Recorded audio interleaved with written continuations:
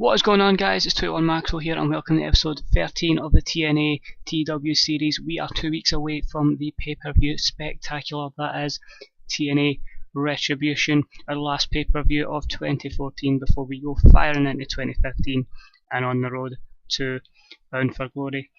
We kick off with a show in the... where are we actually? We are in the Tri-State region. We are in the Atlantic City Convention Centre in New Jersey, and we have a show here today for you guys with 16 segments, a couple of matches, a lot of angles. Let's get kicking on, let's get these feuds right to their peak before we get to Retribution. So we've booked our show, the arena's fine, everything's good as far as I'm aware. Let's go and on with it. We've changed the ratings from grades to numbers, so that gives us a better idea of how we're doing. I just feel like when it's a D rating, you know, you're like, well, was it a good D or a bad D? When it's, you're getting numbers, you're like, oh, I've got a better idea now. This week, no intro sequence in front of the 8,034 people at the Atlantic City Convention Centre. Bobby Roode and Lashley come down to the ring, they take microphones and start talking to the crowd before eventually getting interrupted by James Storm and Bobby Lashley. They have a big argument going back and forth on the microphone before they agree to face each other later on in a tag team match. Player Bobby Roode was good, and the two storylines have advanced with this segment. Jeff Hardy's shown more charisma and better performance skills, so overall, that's pretty decent. Don't need to do that because the match is already booked for later on. Adam Cole arrives in the building in a limo. 80 rating, no worker improvements, but that's solid. That's introducing the man that is Adam Cole, getting him over a little bit. In a good match that had some good action, not much in the way of heat, Kenny King defeats Ted DiBiase in 8:47 with pinfall by using the ropes for leverage. Only a 49, which is pretty poor. The two of them didn't click, and Kenny King was off his game, so that's a disappointment. We'll skip that quickly. Shad Gaspard is in the ring. When Abyss comes out, he says he accepts his challenge and will face him in a match. It's happening. Abyss, Shad Gaspard, Retribution, stipulation to be confirmed. Biggest monster storyline is advanced with this segment, a 56 rating, and no worker improvements, but still, you know, it's alright, it's decent. And I'll pre-book that, I'll quickly pre-book that while we're waiting. TNA Retribution. In fact, I won't pre-book it now because I still don't like the stipulation I'm going to make it. We're shown backstage where Hawkins gives a bunch of flowers to Angelina Love and they kiss. The rating is a 58. It's just an average mid-card segment. It's still far too early to trigger the face turn on Angelina Love and put her with Samoa Joe, so just this kind of segment, building up that they are really in love with each other before the massive face turn, which will hopefully elevate both workers to the next level. Speaking of Hawkins, in a match that had some good action, not much in the way of heat, Hawkins defeats Eric Young in 8:35 with a 5 pinfall with a taste of pain following interference from Angelina Love. Hawkins makes defense number 3 of his TNA Central Championship title, a 61 rating. Eric Young has now switched to his everyman gimmick. He got an initial 94 rating, so the gimmick's over. He was off his game, and unfortunately the former world champion is pretty much just a jobber for me. I just don't see him as a serious talent, unfortunately. And he's improved with his technical skills. Oh, that's worrying. That is really worrying. It's probably because of the support here. Adam Cole and Austin Aries are in the ring, squaring off, unhappy about something. The argument soon turns physical, and they are joined by Eric Young. Ah, right, I've made an arse of that. I was when it said they've been joined by Eric Young, Tiger Uno, Crazy Steve, Jirella, DJZ, and Manic for a Wild Brawl. I was kind of hoping they'd be stopping the brawl, but apparently not, so that's a fuck up on my behalf. Manic, Crazy Steve and Tiger Uno were terrible. Cole and Austin Aries were fantastic, so they'll progress, but the rest of them, well, proving that they are just jobbers.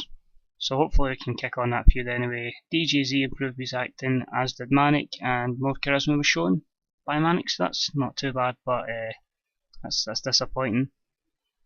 Then Jirella and Eddie Kingston, so Jirella quickly runs to the back, ambush Mark Briscoe, and leave him lying backstage. Jirella performed poorly in this segment, but the tag team titles storyline advances with a 68 rating.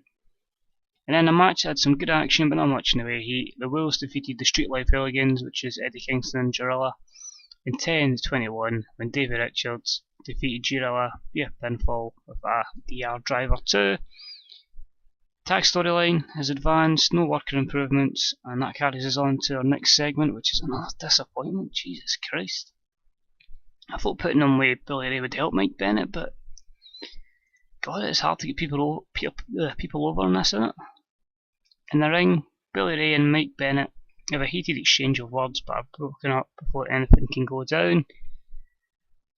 I don't know if I'm going to have this match in pay-per-view now, if that's only getting a 35 rating.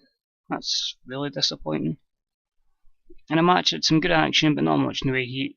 John Hennigan defeats Mr. Anderson in 14:24 with a super kick. Both guys are struggling for overness. I'm going to try and build John Hennigan up, but a 44 rating isn't he very good. I'm quite disappointed with that. I was hoping to have a good match between the two former WWE talents, but again, this isn't looking good. Beth and Velvet Sky are backstage, arguing who's the hottest. Eventually, Velvet Sky challenges Beth to a bikini contest later on, so the fans can decide the challenge is accepted. I did book a bikini contest later, but I just really wanted an argument between them to kind of add that storyline to the next bit. Jim Ross, Mike Tenay and Taz hype up the upcoming match between Jeff Hardy and Bobby Roode and Bobby Lashley and James Storm from the comfort of their announcer's table. Gets the storylines over, gets people pumped for the main event, which is just after this match, and a match that had some good action and average heat. Samoa Joe defeats the MVP in 6:42 by submission with a Kakwina Clutch. Again on a 47 rating, you're kind of hoping it's an upper mid-carder against the main event talent. It was just to give both of them something to do, and that's bombed as well. Not very good. This commercial is hyping up an upcoming event with Magnus on screen. It's Magnus hyping the pay-per-view Retribution, and that gets a 76, so at least we've clawed a wee bit back with that. And our main event, in a match with some good action and average heat, Jeff Hardy and Bobby Roode defeated Bobby Lashley and James Storm in 14:33 when Bobby Roode defeated Bobby Lashley with the Roode Bomb, a 61. Bobby Lashley's off his game. Bobby Roode improves in Rumble and performance skills, Jeff Hardy improves in Rumble skills, and James Storm improves in flying skills. It's a 61 rating. And overall, 65. That's not actually too bad then. Popularity was lost in 6 regions, but it was increased in 16. So hopefully the 16 regions that it was increased in are all regions that kind of help us, get closer to getting national, I think. I think a bit of C is probably not too bad then. As a bit of C, which isn't too bad for TNA, so I maybe shouldn't have been that hard done on myself, I thought. It looked bad with like 47s and all that, but I guess over time, once we get the company bigger and get the workers more over, and hopefully that will kick on. And a quick look at the rating for this week is a 2.73, so it's down in last week, which was a 2.84, and Eddie Kingston has complained to me that he needs time off. So that is it, guys. If we go to our main screen here, I think it's just stuff. Wrestle 1, Carlito signs for World Wrestling Council. Big Williams is pushing himself too much. It's a bit. So nothing really serious there. So that'll be it for this episode, guys. In fact, a lot of folks said it was overwhelming. Oh, that's cool. So that's it for this episode, guys. This was episode 13. Thank you for tuning in. Next week is our go home show before the Retribution pay-per-view. So we'll have a YouTube video, for the last show. We'll have a YouTube video for Retribution, and then we'll have a YouTube video for the Power 500 and the end of the year awards to see just a wee overview of how the years went and how we can progress with TNA. So until then, guys, this is 21 Maxwell. Thank you for watching, and I'll speak to you again real soon. Bye bye.